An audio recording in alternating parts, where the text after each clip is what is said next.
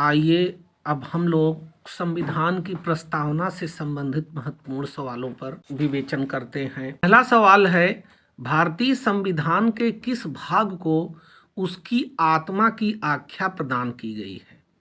संविधान की आत्मा, उसको ध्यान देना है। और इसके ऑप्शंस हैं, पहला है प्रस्तावना, दूसरा ऑप्शन है मौलिक अधिकार, तीसरा ऑप्शन है नीति निर्देशक तत्व और चौथा है संविधान के सभी अनुच्छेद। तो इसका जो करेक्ट आंसर होगा वह होगा संविधान की प्रस्तावना। इसको संविधान में आत्मा की आख्या प्रदान की गई है। प्रश्न संख्या 2 है, गणतंत्र होता है। ये महत्वपूर्ण तथ्य बना करके सवाल में पूछा जाता है कि गणतंत्र क्या होता है। इसका ऑप्शन आप देखिए, पहला ऑप्शन है केवल लोकतांत्रिक राज्य में, बी है अध्यक्षीय पद्धति में, सी है संसदीय पद्धति वाले राज्य में और डी ऑप्शन है राज्य जहां पर अध्यक्ष वंशानुगत रूप से न हो। तो इसका जो करेक्ट ऑप्शन होगा, गणतंत्र का स्वरूप वहां पर होता है जहां पर कि राज्य का जो अध्यक्ष हो वह वंशानुगत रूप से न हो, उसका निर्वाचन किया जाए जहां पर, तो निर्वाचित जो व्यक्ति होता है वहां पर गणतंत्र माना जाता है। प्रश्न संख्या 3 है, निम्न में से कौन सा शब्द भारत के संविधान की उद्देशिका में नहीं है? पहला ऑप्शन है लोक कल्याण, दूसरा ऑप्शन है पंथ निरपेक्ष, तीसरा ऑप्शन है प्रभुत्व संपन्न, चौथा ऑप्शन है समाजवादी।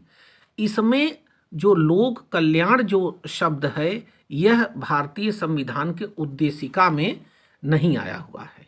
शेष तीनों चीज़ें, पंथ निरपेक्षता और प्रभुत्व संपन्न और समाजवादी, यह तीनों तत्व तो आए हैं, लेकिन लोक कल्याण जैसा शब्द संविधान के उद्देशिका में नहीं है। प्रश्न संख्या 4 है, भारत की संप्रभुता किसमें निहित है? भारत की संप्रभुता किसमें निहित है? इसका ऑप्शन है संसद में, दूसरा ऑप्शन है राष्ट्रपति में, तीसरा ऑप्शन है प्रधानमंत्री में, चौथा ऑप्शन है भारत की जनता में। तो भारत की संप्रभुता भारत की जनता में निहित है, यह इसका करेक्ट ऑप्शन होगा। अगले प्रश्न की ओर हम लोग चलते हैं कि कौन भारत को धर्मनिरपेक्ष राज्य के रूप में वर्णित करता है? इसमें जो चारों ऑप्शन है इसमें हमको देखना है कि भारत की जो धर्मनिरपेक्षता का स्वरूप है वो इन ऑप्शन में से किसमें वर्णित होता है।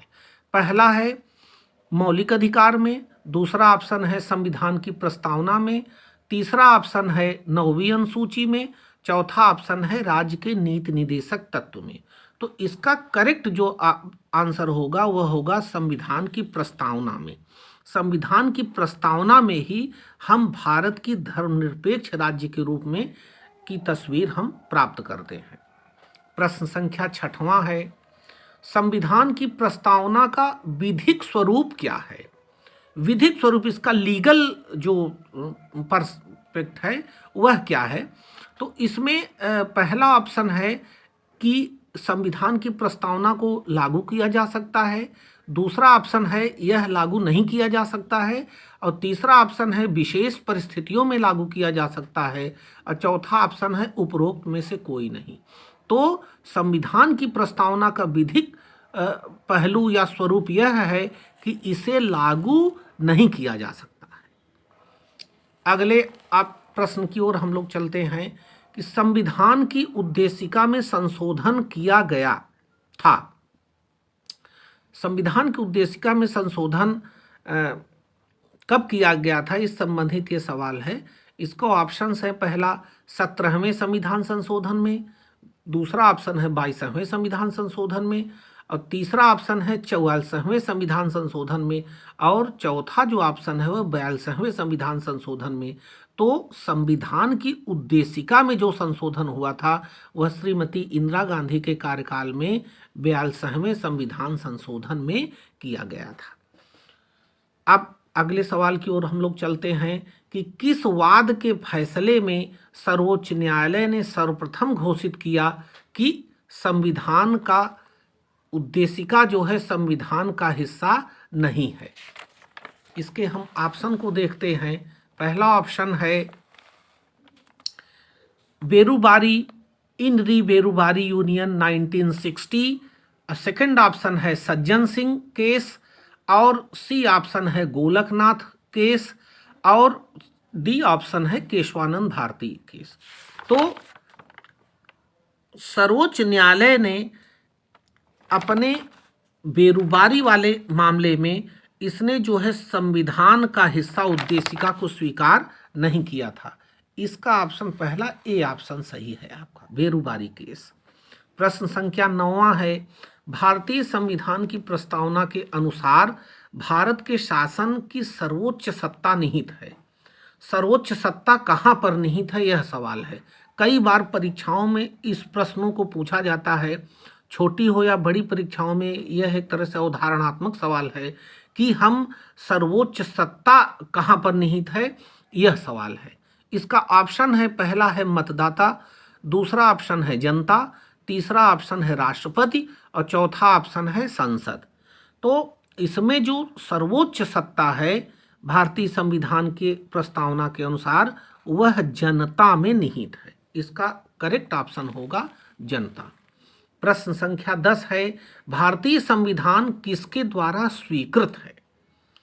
इसमें ऑप्शन है संविधान सभा द्वारा, दूसरा ऑप्शन है भारत की जनता द्वारा, तीसरा ऑप्शन है प्रथम निर्वाचित सरकार द्वारा, और डी ऑप्शन है भारत की संसद द्वारा। तो भारतीय संविधान की स्वीकृति भारत की जनता के द्वारा प्रदान की गई है। उसी से हम सर्वोच्च सत्ता को निहित होना पाते हैं और वहीं से सारे प्राधिकार का जन्म होता है।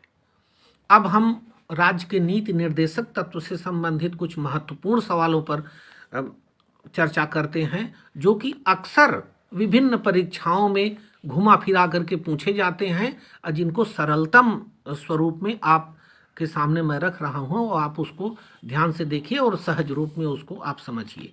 पहला सवाल है कि नीति निर्देशक तत्व ग्रहण किए गए हैं। सामान्य सा सवाल है कि अक्सर जो है पूछ लिया जाता है कि किस देश से प्रभावित होकर के निर्देशक तत्व को ग्रहण किया गया है। इसका ऑप्शन है पहला ब्रिटेन, दूसरा ऑप्शन है आयरलैंड, तीसरा ऑप्शन है फ्रांस, चौथा ऑप्शन है पूर्व सोवियत संघ। तो यह जो नीति निर्देशक तत्व है वह आयरलैंड के संविधान से प्रभावित होकर के अपने देश में नीति निर्देशक तत्वों को शामिल किया गया है। प्रश्न संख्या 2 है कि नीति निर्देशक तत्व संविधान के किस अनुच्छेद में है। अनुच्छेद से संबंधित सवाल संविधान की चीजें जहां पर जुड़ी हुई होती हैं वहां पर निश्चित रूप से पूछा जाता है, और कहां से कहां तक वो संबंधित है यह भी ध्यान रखना बहुत आवश्यक होता है। जैसे इसमें पहला ऑप्शन है आर्टिकल 33 से 46 तक, बी ऑप्शन है आर्टिकल 34 से 48 तक, ऑप्शन सी है कि 36 टू 51 और डी ऑप्शन है 34 टू 52। तो इसका जो करेक्ट ऑप्शन है वह 36 से 51 के बीच का जो आर्टिकल्स हैं वह नीति निर्देशक तत्व से संबंधित हैं। प्रश्न संख्या 3 है, संविधान का कौन सा भाग है जो संविधान के निर्माताओं के मस्तिष्क और उद्देश्यों को प्रतिबिंबित करता है। यह बहुत ही महत्वपूर्ण अवधारणात्मक सवाल है, इसको आप ध्यान से देखिए कि संविधान निर्माताओं के मस्तिष्क और उद्देश्यों को प्रतिबिंबित करता है। पहला ऑप्शन है इसका यह मूल अधिकार, और दूसरा ऑप्शन है संविधान की प्रस्तावना, और तीसरा ऑप्शन है राज्य के नीति निर्देशक तत्व, और चौथा ऑप्शन है भारत की नागरिकता। तो राज्य के जो नीति निर्देशक तत्व हैं यह संविधान निर्माताओं के मस्तिष्क और उद्देश्यों को प्रतिबिंबित करते हैं। प्रश्न संख्या 4 है, नीति निर्देशक सिद्धांतों को शामिल करने के पीछे मुख्य उद्देश्य क्या था। पहला ऑप्शन है धर्मनिरपेक्ष राज्य बनाना, दूसरा ऑप्शन है कल्याणकारी राज्य की स्थापना करना, और तीसरा ऑप्शन है राज्य के निरंकुश कार्यों पर नियंत्रण रखना, और चौथा ऑप्शन है उपरोक्त में से कोई नहीं। तो इसका जो करेक्ट ऑप्शन होगा वह है कल्याणकारी राज्य की स्थापना करना। यह इसका करेक्ट ऑप्शन होगा, कल्याणकारी राज्य की स्थापना करना। प्रश्न संख्या 5 है, नीति निर्देशक तत्वों को शामिल करने के पीछे क्या उद्देश्य है। उसी तरह से घुमा करके सवाल है, लेकिन प्रश्न को समझ करके उसका आंसर करना है। इसका पहला ऑप्शन है राजनीतिक लोकतंत्र की स्थापना करना, दूसरा ऑप्शन है सामाजिक लोकतंत्र की स्थापना करना, तीसरा ऑप्शन है सामाजिक एवं आर्थिक लोकतंत्र की स्थापना करना, और चौथा ऑप्शन है गांधीवादी आदर्शों की स्थापना करना। तो इसका जो सही ऑप्शन है वह है सामाजिक एवं आर्थिक लोकतंत्र की स्थापना करना। यह नीति निर्देशक तत्वों को शामिल करने का मुख्य उद्देश्य है।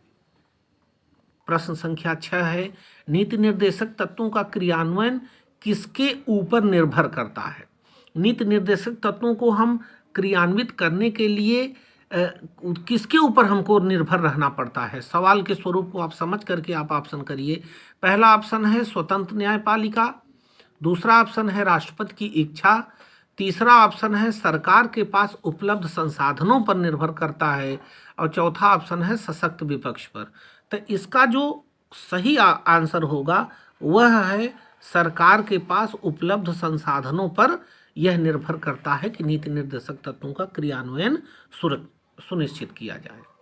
प्रश्न संख्या 7 है, राज्य के नीति निर्देशक तत्व नहीं है। इसमें इन चारों ऑप्शंस में से आपको यह देखना है कि नीति निर्देशक तत्व से संबंधित कौन सा जो ऑप्शन है वह नहीं है। पहला ऑप्शन है वैज्ञानिक मनोभाव के विकास का, दूसरा ऑप्शन है पोषाहार के स्तर को ऊपर उठाना, तीसरा ऑप्शन है कमजोर श्रेणी के लोगों को ऊपर उठाना, और डी ऑप्शन है कार्यपालिका से न्यायपालिका को अलग रखने का। तो इसका करेक्ट ऑप्शन है वैज्ञानिक मनोभाव के विकास से संबंधित जो बात है वह नीति निर्देशक तत्व का हिस्सा नहीं है। अब अगले सवाल की ओर हम लोग चलते हैं। क्वेश्चन संख्या 8 है, भारतीय संविधान में कल्याणकारी राज्य की अवधारणा किस अनुच्छेद में वर्णित है। आर्टिकल 36, आर्टिकल 39, आर्टिकल 49 या आर्टिकल 51। तो यह आर्टिकल 39 में भारतीय संविधान के अंतर्गत कल्याणकारी राज्य की अवधारणा के बारे में बताया गया है। प्रश्न संख्या 9 है, समान न्याय एवं निःशुल्क विधिक सहायता का प्रावधान किस अनुच्छेद में है। कई बार परीक्षाओं में यह सवाल पूछा जाता है और इसको थोड़ा सा भ्रम की स्थिति इसमें नहीं रखनी चाहिए। और इसके ऑप्शन आप देखिए ध्यान से कि पहला ऑप्शन है आर्टिकल 39, दूसरा ऑप्शन है आर्टिकल 39A, तीसरा ऑप्शन है आर्टिकल 40 और चौथा ऑप्शन है आर्टिकल 44। तो इसमें जो करेक्ट आंसर है वह है आर्टिकल 39A के अंतर्गत समान न्याय एवं निःशुल्क विधिक सहायता की बात की गई है। प्रश्न संख्या 10, किस अनुच्छेद में न्यायपालिका का कार्यपालिका से पृथककरण का उल्लेख किया गया है। इसमें पहला ऑप्शन है आर्टिकल 45, बी ऑप्शन है आर्टिकल 46 और सी ऑप्शन है आर्टिकल 58 और डी ऑप्शन है आर्टिकल 50। तो इसका जो करेक्ट ऑप्शन है वह है आर्टिकल 50। यह अनुच्छेद न्यायपालिका का कार्यपालिका से पृथककरण का उल्लेख विषयक ये है। आप लोगों को बहुत बहुत धन्यवाद।